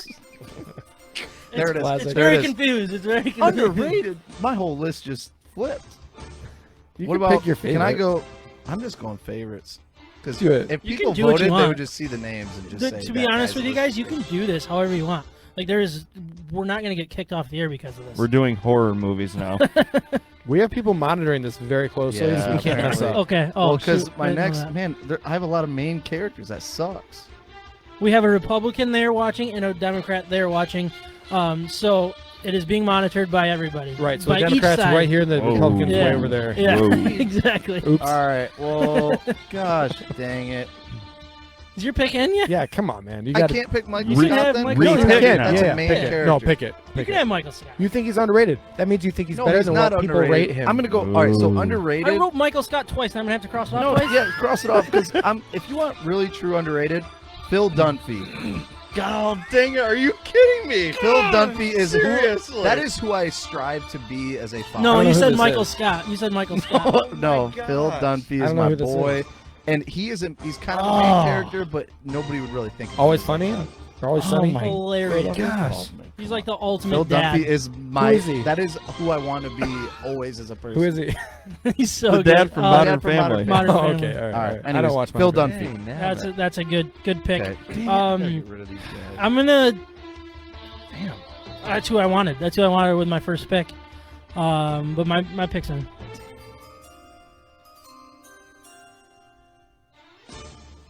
Kramer from He's Seinfeld. a main character. Wait, no, it can be a main character. Dude, that's a perfect underrated. I mean, I would say so too. What Because is Jerry, happening? What is the definition of underrated? the name of the show is you would say Seinfeld. Seinfeld would be the equivalent of Michael Scott. Yeah. Kramer was my number one guy in my list. and Why I- did you do it? I did it because I didn't I'll think trade he was you. underrated. I'll I didn't think trade anybody you would go pick. Seinfeld. No, have Seinfeld. Half these people don't know Seinfeld. Now I'm really gonna struggle because I don't know where to go from here. Can someone please Google definition of underrated? Wait, are you going again? Yeah, Sam? I'm on the clock again. Wow. But I have Might no. as well pick Homer I- Simpson while you're at it. You could do that. Those are the rules. I don't know where to go. This is gonna get rough. This was your choice. By I the way, know, to do but this. I was thinking TV characters. You can do main. You can and do main character if you think he's underrated to what people think is funny. Like you could do a show that's not. All right, But so no, it's can, not we, a sitcom. can we clarify The Office? Michael Scott and Dwight Schrute off the board No, they're not. because they If are you both think they're not under- underrated. They're both considered the main characters Yes. of The Yeah. Office. Well, I would say yes, but also Pam. But then Jim is. Pam's going to be underrated because nobody really says There you Pam go. is my There you go. All right, good job, Ryan. we're gonna be here for 30 minutes arguing on what's underrated Giving me in time. The Office. Oh my gosh. All right. We gotta Think of move on, TV boys. shows. I don't know where to Friends, go here. Friends, Seinfeld. Okay. Right. There's a lot. I don't know any others. Go ahead. All right, my pick's in. Chandler from the Friends. Oh, literally thank just- you, God. What? Oh, I had a voice too. He's got an inside source. I had a voice too. Good Stu choice. is just Stu, feed me the answers, please. He texted Stu, can you find me underrated characters? Oh my Yeah. Sam's on the clock again. He's like, Stu, hook me up. He goes, Chandler, friends. And literally on Facebook it says Chandler, friends. I didn't look at that. Yeah, I didn't sure. see it. I didn't see that one. All right. All right, my turn. Chandler. All right, for my second pick. It's bold. I feel like my next 3 picks, nobody's going to. For my second pick of the 2020 underrated sitcom actors/actresses, Ron Swanson, Parks and Rec. I knew that was coming. What? It's a great one. I love Ron underrated. Swanson. Yeah, Ron Swanson. No, because the girl is the main character, apparently, to you guys. Yeah. Actually, I would say. Oh I would say my gosh. Leslie Knope could be. Hold on, You could say hold it's on, hold on. underrated. I'm pausing No, the. Leslie I'm Knope is pausing the the main music. character. No, you could say that she's underrated because people don't talk about Hold how on. funny she All right. is. Do I need to turn your Ron mics up? Swanson's the obvious Hold choice. on, You're hold on. terrible at this. Stop for a second. A main character can be underrated. It is possible. I Just just how? explained that. Just remember that. Just think what you're thinking and just do the opposite. So, are we on the same page? No. We're not fighting about what is and what isn't underrated. We're fighting to get the best underrated-ish. You, All right. you stop Let the me music go really with cut Ron the mood, Swanson. man. Oh. Back on. Ron Swanson. I like it. All right, right. it's rated. Jared. Jared or just did Micah. Ron Swanson. All right. Hoofda. This is getting bad. Tough pick. We'll just cut out. Well, I can't great. because the No, music's don't even going, cut so I out. can't cut any of this stuff. Look at Carrot. He's the best on the show. Ron is definitely the best on the show. Dude, damn good pick. I don't know if A he's lot the of love best. for Ron I don't know if Swanson. he's the best. He is the best. I've on got that show. another. I've got one that I will you're might coming up? bring up Okay. because he's. I'm sorry. Pick us but in. I'm not going to he's say any solid. names. Yeah, he's funny. Yeah, he is. Carlton Banks. Fresh Prince. One of the worst Dude, actors the on Carlton, really. just the dance. The That's dance all is- he's famous for. Dance is great. Dude, come on, man. Give me some credit here. No, I'm That's not a doing great- it. I never He's would my have least thought favorite about guy. it. I couldn't stand him on that show. Why I'd rather not? take the dad. Yeah. Oh, you're That's so a funny. great character. You know who's a No, great his character? friend. Jeffrey. His Jeffrey friend? Jeffrey's the butler. The butler. He's He's good. solid Oh, character. Jeffrey is He's great. very good, yeah. Literally every character minus. Except Carl. But no, that's a great No, pick. the older sister was really annoying. Whatever her name was. Yeah, He's a she was dance. bad. What was his The friend's younger name? sister, Jazzy J. Was that DJ Jazzy Jeff? Yeah, Jazzy J. I thought. He was funny. Anyways. Sorry, Micah. You're not Carrie- sorry. Move on. All right, Ryan. Back-to-back picks, buddy. All right, I'm going a little old school, but not too old school. The pick Old is, School's a movie, not a TV the show. pick is in. Oh, I'm not going to go old school then. I'm going to go with from the TV show Community. I don't even remember his name in the show. Did you guys watch Community? I never really. Donald Glover. Oh, I know who he is. Yeah. What's That's his Lando rap name? Corinthian. That's the young Lando from Star Wars movies. It is. Yeah, definitely from the Solo movies. Yeah. I need a name. I need a name. It's Donald Glover, but you need a character Donald name? Glover. Yeah. Oh, I don't know. I don't know, man. It's Notorious B.I.G. B.I.G., right? Is it? No, it's not. Wait, Donald Glover isn't What's he? his name? What's Donald Glover's rap name? What's Donald Glover's rap name? Dude, come on. He's so big. it's What show is it? Community? no. Yeah, Hold on. It's Chance the Rap, not Chance the Rapper. No. hold on. Donald. Oh my God. How do I not know Glover. this? No, he's a great rapper though. Yeah. Troy? Troy. Troy. Yeah. He's No, Troy. it's not. Yeah, in Community, it's What's Troy. the rapper's name? Oh, gotcha. Because that's gonna bug me. I don't know, man. I'm trying to find out. Childish Gambino. Childish Gambino. Yeah. He does. He Here in is America. Childish Gambino. He basically, while he was an actor, he was releasing records and stuff. Nobody knew about him, and he just became huge. Carrie knew it. Huge. Nice. Cardi Beast. All right, Ryan, you're still on the Oh, clock. I go again. All right. I am gonna go. The pick is in. Oh, I gotta find out his name. Frick. Okay, I'm trying to think of what's the main. I'm going for the main character here. Okay. What show? No, I'm not going to main character. I'm going to secondary character. What show? Yeah, don't wanna be- Job from Arrested Development. Job from Arrested Development. Oh, Kill you. which one was he in that show?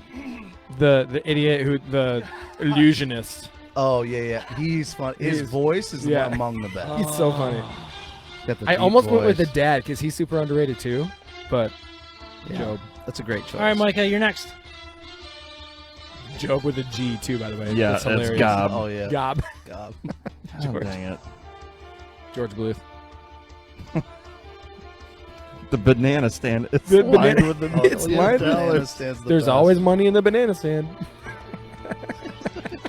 They burned it down again. Insurance. I wish I was a part of this. I don't know the joke. Oh man, you really don't You know? gotta see it. I do not know that show. Are we cheersing? Oh, What? man. Mikey, you're up, man. All right. I Pick just is in. crushed it with 2 picks. You gotta live up to that. This is your last 2 picks, right? Or no? This is his third pick. Third or pick. fourth. Yeah, third and fourth. This is it. No. Dude, he goes once. He goes one time. Oh, this is your last. No, he gets third pick. And then back through, he gets a fourth pick. Isn't he going back to? Oh no, he doesn't have back to back. I have back to back. Yeah, that's right. I'm going to go with.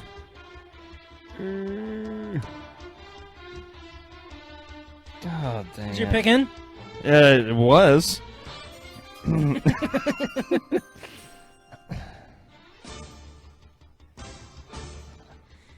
You don't Yeah. He know? doesn't even know. He's just googling. Yeah, All right. he's just looking. I'm going to go with Red from That 70s Show. Was he the long-haired dude? No, he was the dad. Oh, yeah, he's Really? funny. Oh, okay. I thought I would go the long-haired guy You said that 70s Who's the show? long-haired guy? or Mila Hyde. Kunis because she's Mila- Fox. Yeah, she's underrated. She's very well. She's yeah. She's rated. She's perfect everywhere. All right, Jarrett, you are on the clock. All right, I'm gonna. First off, Stu, that Smartless podcast. Have you guys ever listened to it? No. Funny. It's Jason Bateman. It's like a bunch of actors that are just hilarious. I almost picked Jason Bateman. That was the thing. I Jason almost Bateman. went Jason Oh. Bateman because he's so underrated in Arrested Yeah, Development. everything. He pulled. He is. He's He's so great. good. Yeah. All But I right, went Joe anyways. because he's hilarious. I'm gonna go. All right, the pick is in. I don't even know if you guys are a fan of this show. I am obsessed with this show. You just talked over the chime. Come on. Dennis Reynolds from Always Sunny in Philadelphia. That's yeah. Dennis Reynolds cracks me up. He is so funny. Who- He's perfect. What character is he? He's like the tall, cocky one, like the skinny, cocky one. Oh, not the little guy. Dee's brother. Oh, okay, all right. Yeah, All not right. Danny DeVito, the little guy, Right, not yeah. Charlie, the Yeah. idiot. You like it? I love that show, but that's gonna be my pick. All right. Actually, yeah. It's a funny show. It's actually. I'm so it's excited hilarious. about my 2 picks here. My pick is in. Ari Gold. Oh, that's not. That's a. Entourage is an It's hour a long. 30 minute. It is a no, it's 30-minute show. minute It's an hour long. No, it it's isn't. 30 Oh, it minutes. is 30 minutes. That That's a is so sitcom? pumped. That is a steal in the Isn't draft. it a I'm saying comedy? That's a steal. It's a comedy, yeah. No, Entourage. Technically, I don't know. It is really funny. But That's he's amazing. That's a really good That show. is It's a the- He's really an good unbelievable pick. character. That is the most underrated character of all time. I will give you that one. That's an unbelievable character. Yeah, I'll give it to you. Damn it. My next pick is in.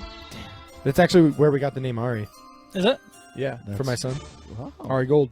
Andy Bernard from The Office. I hated Andy. I honestly loved him hated until the last season. Last season, he was absolutely terrible. Uh, but Andy Bernard throughout the He's majority actually of that show. underrated in the last season. That's funny that you bring that up. Really? What? I disagree. I do not like him in My that. God, that episode. Andy was one of the worst characters.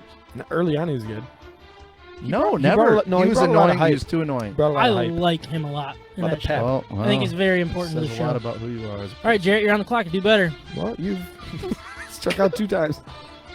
All right. Well, seeing this is a sports podcast, I Oh, think yeah, I that's have right. to go with a sports show here. All right. League The is a pick good is in. show. I'm going to go Rafi from the league. Rafi is so freaking funny in the league. If you've never seen the league and you're a sports fan, you got to watch it. I'm telling you, It's hilarious. it's really funny. And when you do like fantasy football, you can kind of like, it's Yeah. older. It's a lot of older names that you might not know, but like you kind of understand what they're I going actually through. had this It's so exact funny. discussion at work today with the guys in the office. I was like, they talk about fantasy football all the time. They're in both like really competitive leagues, and they've never seen the league. I was like, are you serious? Like, how have you never seen that? Like, one of them even sent like a GIF Yeah, yeah. about it. Like, Gif. I think you're lying to me. With one of the guys, like something that he did, and I'm like, oh, great show. They're like, I have no idea what show that's from. Yeah. It's like, come on. please watch it if you. But anyway, that is a great show. Rafi is so That is funny. one of my favorite shows. Am I up? Yeah, you're on. Pick us in. Schmidt from New Girl. Well done. Man, you guys love New Girl. It's because it's It's a funny. good pick. It's actually really good characters in New Girl. It's hilarious. He's so funny in that show, and like the awkwardness that he has is so. Oh, And yeah. the douchebag jar. New amazing. Girl, Yeah. New Girl Like, more than any other show in the have middle that. of the night. I will break out laughing where I can't control it. New Girl does that to me more than any other show. Yeah. And like I'm just trying to not wake everybody up in the house. You've seen the parking episode, right?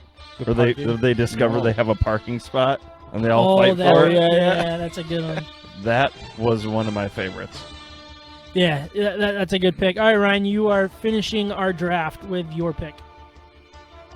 All right, guys. This is hard. I know the show that I want to go to. Can I guess by what show you take? I don't understand your question. Like, tell us what show it is, and we'll try to guess who it is. I don't think you'll know, but you can give it a No, let's just shot. do it normal. It's from Silicon Valley. Just tell us. Nope, never seen it. So just tell us when your pick's in. Anybody watch Silicon Valley or no? No. No. So you have no opinion. Should I go to something where you have an opinion or no? No. Just pick that one. That's just- a really I'm good just- one. Everybody would love that pick. Yeah, I'm gonna go with TJ. Did you pick in or no? Oh, pick is in. Yeah, sure.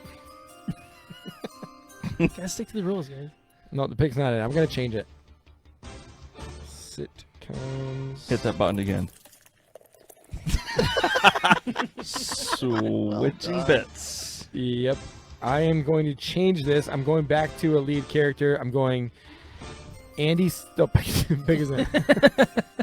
You don't like this pick? The Just fact you make said a a pick. lead character, that doesn't. I'm going to a lead character. do you Andy got? Samberg plays Jake Peralta in Brooklyn Nine-Nine. That's everybody's gonna love that pick. I've never seen it though. Do you watch CBS? I've heard that show is really funny. It is really funny. Yeah, It's really I need funny. to watch that. Yeah. So let us I know think the who show it is. could I think be the a show great is pick. underrated. Yeah. Could be a So great pick. That's where that applies, Jarrett. You see that? Okay. When nobody likes the show, but you think it's good because of the lead character. Not like the most famous show and popular right. show of all time. Any and the lead character you pick in that Yeah. show is an underrated. One thing that I think should have been brought up, and I think someone in the comments did, and apologize, I missed who actually did, but Andy Dwyer from Parks and Rec. No, Stu. That was an extremely good one, and I super feel underrated. Like I could have should- gone Aziz Ansari from that too. Yeah, Whatever. That's his a name solid- is. show is a fan. I mean, that show is Parks loaded. and Rec is I thought it was loaded too with good obvious. Though. I characters. was trying to go Tom somewhere Haverford. else. Yeah, but you know who's actually a really underrated character in the show is the DJ. Literally Oh yeah. the best. Like Rob Lowe. Rob Lowe. Literally the best. He is so funny. He's like the I am nicest having person such a hard time with Rob Lowe and with Andy Dwyer. Really, Andy Dwyer I- is hilarious. His Where are you at in the his- series? ultimate stupidity is something I just can't do. It's not even funny. Oh, you're in the I- middle Really? of watching it. It's so dumb. it is Okay, funny. question: who has better looks to the camera, Andy Dwyer or Jim from The Office? Andy. I agree with that, He and I is feel like so most funny. people would hate that. Jim. You think Jim has better looks to the camera? Jim, just the off the camera, just like Yeah, but I don't he know, started. off He the camera. created it. He created it. I like the way Especially the- Andy he's so they're both fun. like the way he looks at the camera is like so he's a child. excited that He's a somebody, child, yeah. Okay, somebody else heard funny. that. Who is your favorite character from Parks and Rec? Andy Like, Dwyer, Aziz Ansari. No. Ron, Who is your Ron favorite? Swanson for me. No. Yeah. Who is your favorite character? Ron Swanson for me. Yeah, My favorite- Ron Swanson. Oh, it's not even close. favorite part of really that. like I don't Leslie, know though. what's his name that they always get his name wrong. Oh, yeah, Gary, Jerry, Larry. His Jerry Larry. His name is actually Gary. I think. He's hilarious.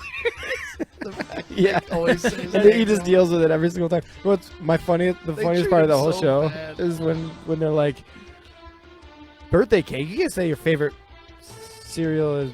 Never mind. I'll cut that out for All right, you. anyways, we Yeah. got all right. Can't say your favorite kind of cake Are is we birthday wrapped up cake. on this? It's like saying your favorite kind of cereal is Yeah, breakfast we're cereal. we're I done. love We're breakfast done cereal. with the draft.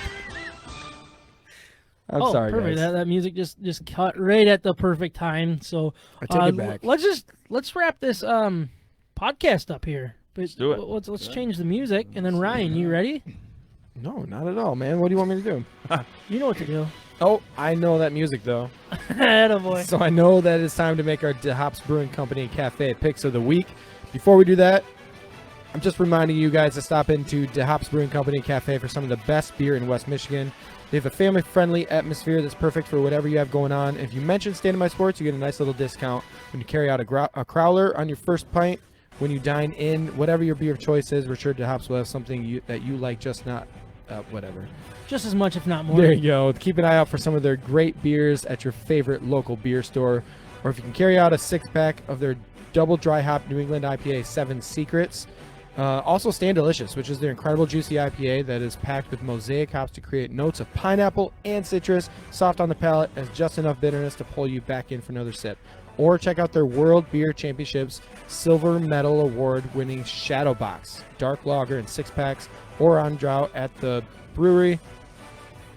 Draft. Yeah. Sorry, guys. DeHops Brewing Company Cafe is the official brewery of State of My Sports in 2020, so check them out and let them know that we sent you. All right. Let's get into the results from last week. Why you make me read at the end of the show? Went 2-4 for a 21-24 overall record. Kyle and Ryan both went 5-1. Kyle has the lead, 27-18. Ryan good. 1 game behind him at 26-19. I went 2-4 to be 24-21. Still anybody's ball game, boys. But let's jump right into our picks of the week. So we had Ohio State at Maryland for the people that missed that.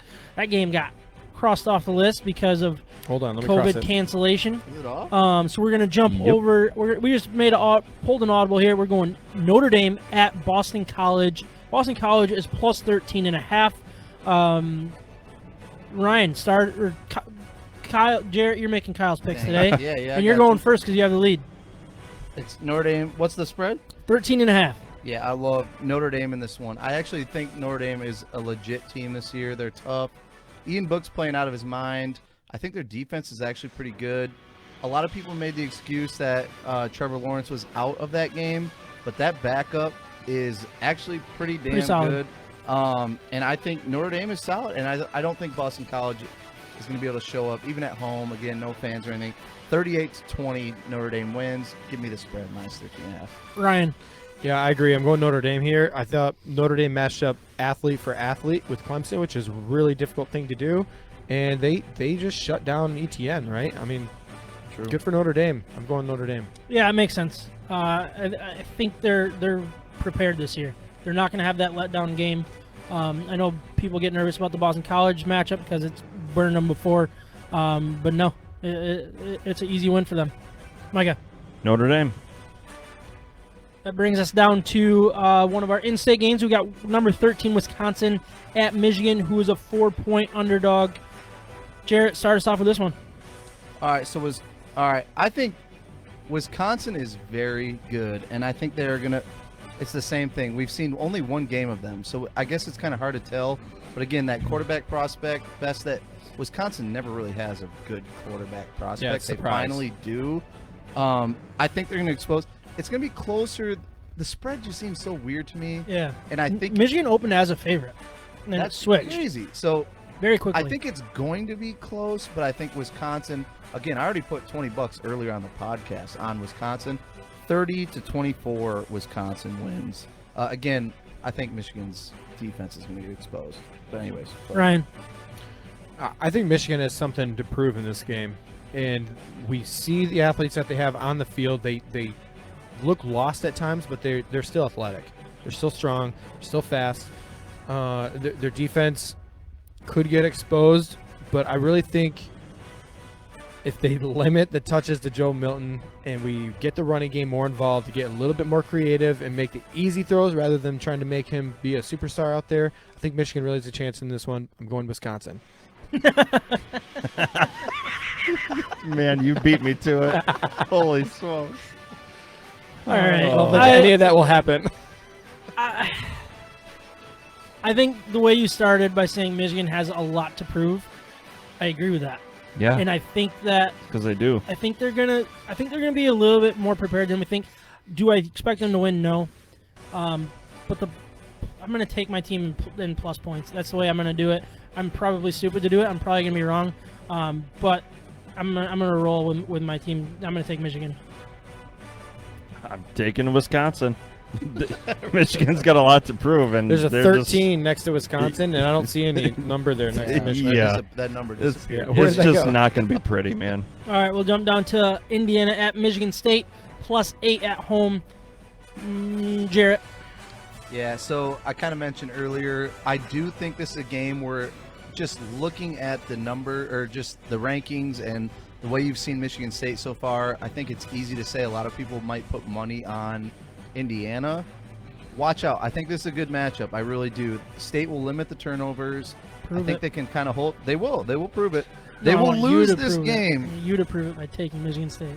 They will lose this game, but Indiana will win 28-21, barely hitting the spread. Michigan State +8.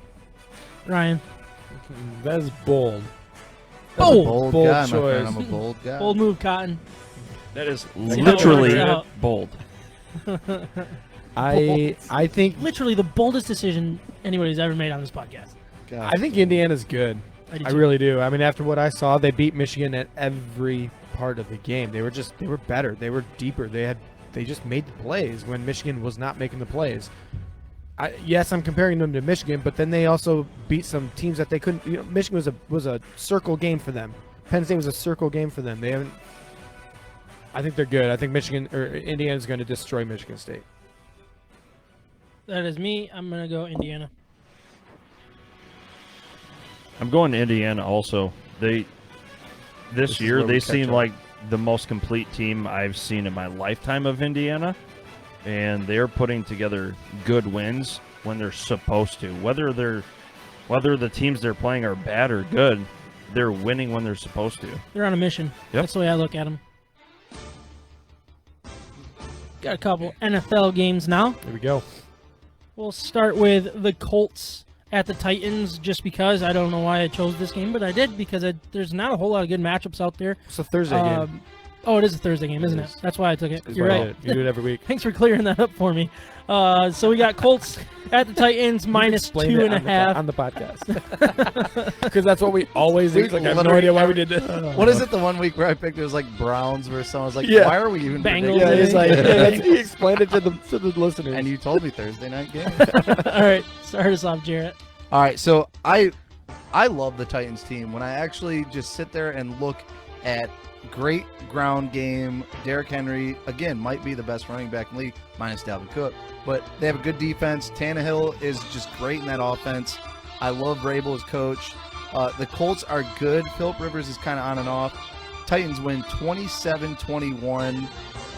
Give me the Titans -2. 2.5. Give me the Titans -2.5. Ryan? I'm going to go Titans as well. I think Phillip Rivers, this is the game where he gets exposed. This is where he's not a good enough athlete anymore. He's going to show the lack of arm strength and everything else that the Lions could not do to him a couple weeks ago. Titans are that good, and I think their offense, the Titans' offense, clicks more than the Colts because of Derrick Henry and Ryan Tannehill. Underrated. I don't know. I'm going to go Titans. All right, I look at this game as who needs to win more. I look at it as the Colts do. They're coming off the loss. Titans are coming off the win to the Bears.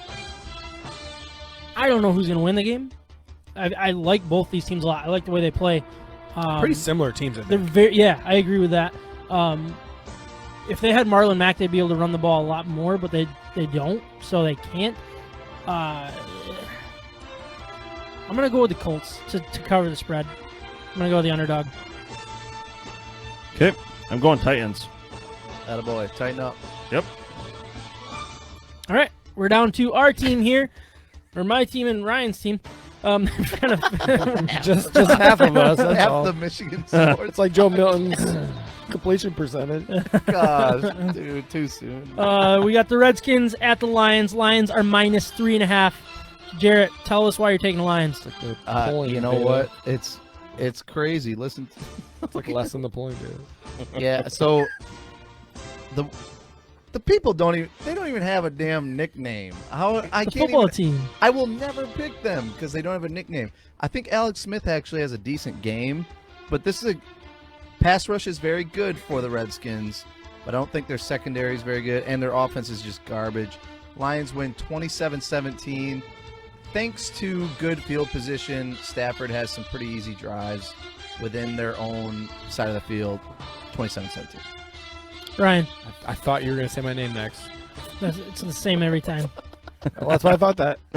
Smart guy. Dude, You're good. You're good. Who's the running back for the Redskins? The rookie running back that I really liked in the draft. Oh, all right. he's Anyways, actually tearing it up. He's actually really, really good, and I wanted the Lions to actually draft him in like the 3rd or 4th round. We went Swift, all good, whatever. So I agree with you. I'm not gonna pick the Redskins in this. Antonio Gibson. Because Antonio Gibson, yeah, I read it. That football team in Washington. Their name is football team. Screw that. They're the Redskins. They are the Redskins, and they're gonna lose because they don't even have that name anymore. So I'm gonna go with the Lions. All right. So the Redskins are 29th in rushing offense. So I'm really confused about what you mean. Say it again. No, but fantasy Gibson's though, Gibson is their whole offense. He's their all offense. He's like Minus Swift. McLaren. He doesn't get McLaren's good. Oh, He's man, sneaky good. are they actually pretty decent? We don't know. Lions. Okay, I take it By back. a landslide. I take the football team. No, I'm just kidding. Lions. Kind of like that pick. Oh man. I'm also gonna. Lions are going to win by a whole 10 points. It's going to be a blowout. Ooh. That's what I picked. I guess I'm going with the same blowout. So Lions. Yeah. Everybody going Lions. We hate Let's go. that team in Yeah. Washington. The Washington football Yeah. team. They're just a boring team. You know Their what? defense is The decent. Washington Redskins. Yeah, I'll stick with Okay. the No, Redskins. it's football. team. No, Reds. No, it's officially football team. The Redskins would win. Okay. The football team loses. I Right? don't Is know that about fair to That's say? true. They will always be losers. All right. All right. Wait, no. Those were no our- Monday Night Football Vikings. We don't care. They play the Bears, right? Yeah. Yeah, we're not doing that. Okay, that's okay. Those were the picks for episode 80. It is time to grade our Michigan beers for episode 80. But before we do, I want to once again remind everyone to stop into Siciliano's Market. They are the best beer store in West Michigan. They have the greatest selection. There's there's so many different beers. They're really And they're just shelves, such a stacks Yeah. of beer. just everywhere. Wherever you look, it's beer. But they also have wine. They have spirits. They have cigars. They have winemaking supplies. They have brewing supplies. They have everything you need. If you like beer, if you like alcohol, I would recommend going there. And where is it located, Ryan? Do you remember? I don't remember. On Lake Michigan Drive, between Grand Valley campuses. Yeah. Oh, yeah. I guess they have a campus downtown as well. So that's where we go. They helped us pick out this beer for this episode. It's brand new beer from all these. Callendale, Lake Michigan Drive. Yeah, right next to the West Side Social. Yes, also a great place. Yeah, across from We should Family be Fair. sponsored by them. Ish. I'm Well, down. apparently, if we're mentioning them, yeah. Yeah, right. Go Shoot. eat there, guys. Cut that out. Next time. But after. that's who we trust to help us pick out our beer for each and every episode. So check them out and let them know that we sent you. Micah, start us off with a nice little beer grade. Yep. So, reminding everyone, I'm drinking Transient Poppin' Pastels. It's a sour wheat ale with peach, apricot, milk, sugar, and vanilla, 5%er, and it is absolutely delectable. I think a couple of you guys have tried it. Fancy. It is heavy on the peach and the apricot, and that the milk and the milk sugar and especially that vanilla on the tail end kind of smooth everything out, because it's kind of really tart at first and it kind of smooths things out. But everything I drink from Transient is so good. It's really, really well done. I've never had a bad beer from there. I'm gonna grade this one with a 8.8. 8.8. That is a nice score. Oh. Yep. Very good nice. beer. Very nice score. Ryan, you're next, buddy. First, I'm going to also grade Micah's beer. I'm going to double down on the 8.8. I took a little sip of it, and it was fantastic. And I was thinking my beer was super good, and it is really good. I'm going to get to it soon, but that was terrific. Yeah. And then you made me taste yours, and Yeah. I was like, You're just gonna grade all of them, or what? What's going on yeah. here? And Jared, and then your beer. Yeah. I didn't even know you sipped on my beer. Uh-oh. I didn't. Yeah. So, anyways, recreational beverage. It has the motorhome on the can, which is the reason why I grabbed it. It's from Watermark Brewing Company in Stevensville, Michigan, which is, again, just south of Benton Harbor, southwest Michigan. A place to go check out. It's on my list now because their beer is good. And this recreational beverage, double dry hopped IPA, 8.0. I'm going to give it a good grade. I really think the double IPAs are what I've kind of fallen in love with at this point. Yeah. Because every single double IPA I'm giving a really good grade because I think the fullness of the beer makes a difference to me. I like the stronger flavors, and this does not disappoint. I don't know, it's like a consistent from the beginning to the end. It's just easy to drink. It's a little hazy. I mean, it's got a nice color. It's a nice beer. Yeah, good color. 8.4. 8.4. All right. Very nice. Really, really good beer. All right, Jarrett, you're next, buddy. Man, I had to pee, so your description was really killing me there. Drips of just This mosaic. is really It's like a nice, waterfall. just wet. Snow It's like Machine. drip, drip, You drip. put your hand in it. Please. All right. Snow Machine India Pale Ale from Big Lake Brewing over in Big Holland. Lake. Big Lake. It's Big Lake. Lake Brewing. Big Lake Brewing from Holland. 8%, which is definitely pretty powerful for a beer. I think it's really good. It's considered a winter beer. It's good for up here. This is the first cold day of a cold front that just hit Michigan, and I think this is the perfect beer for it. I love it. I'm gonna go 8-1 on this one. I actually really like this. We're gonna get to Sam's here. Whatever this blood orange mimosa ghost is, rough. It's like a warhead in your mouth when you're drinking a beer. It's a sour, right?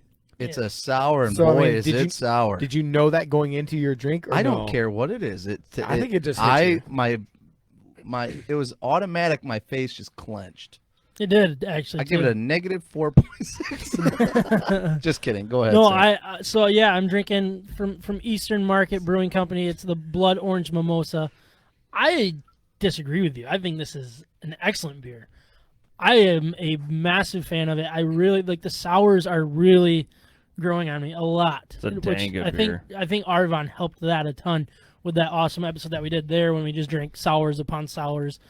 Just mounds of sours. Just everywhere. But this one is excellent too. So Eastern Market is in Detroit, Michigan. I don't know if you ever heard of it or not, but they play a lot of Detroit? sports there. I think a lot of people. Wait, yeah, that's actually been in the news recently, Yeah, right? yeah, Oh, true. right. Very positive there. very A lot good. of great people there. You can count on really good Good beer from activities. Eastern Market. I think this is a really good one as well. I feel like I got to get in the 8s here. So I'm just going to go with 8. Just 8.0. It's a noob score. a but- I know, but I got to do it. I don't You know. need a couple. I didn't want You to need a copy couple. again. I like it a lot. It really Actually, fit. look, if you knew what you were getting into ahead of time, the sour, Absolutely not. then it would have been better. No, I had the same reaction you had when I tried it because I didn't know what was coming, and I was just like, "Oh my gosh!" It hit me. Absolutely not. I think it's good. I think you need to man up about your little. Man up about drinking a sour. Do I Yeah. need to man up about drinking Sours a are good, sour? man. Well, I'm drinking a winter India Pale Ale from Big Lake Brewing, 8%. Great beer. Just that. Just 8.2. Yeah. That was episode We're 8. gonna raise the volume. Thank you guys for recording. Thank you all for listening. We'll talk to you next week, if not sooner. We done. Love y'all. And peace, guys. Peace. Say peace. No, peace, guys.